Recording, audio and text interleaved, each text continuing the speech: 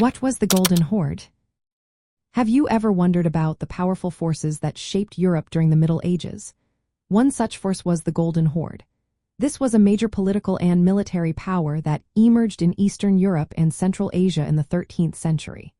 Founded by Batu Khan, who was a grandson of Genghis Khan, the Golden Horde began as part of the larger Mongol Empire. By the 14th century, it had established itself as an independent state. The Golden Horde controlled vast territories that included much of what we now know as Russia, Ukraine, and parts of Eastern Europe. The rulers of the Horde were a mix of Mongol and Turkic elites. They exerted authority over Russian principalities for more than 100 years.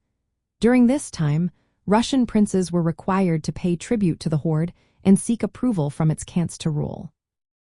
The influence of the Golden Horde on European history is significant. Its military campaigns caused destruction in many areas but also opened up trade and cultural exchanges across Eurasia. The Horde maintained a system of indirect rule over Russian lands. This meant local princes could govern their territories while still ensuring loyalty and tribute to the Horde. The decline of the Golden Horde began in the late 14th century.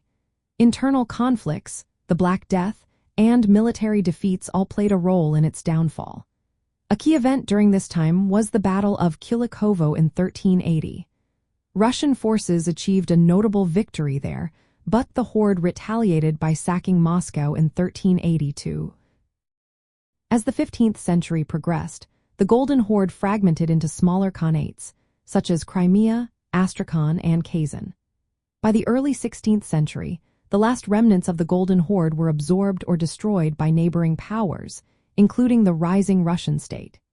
This shift allowed for the consolidation of Russian territories and the emergence of a more unified Russian state, which would shape the future of Eastern Europe.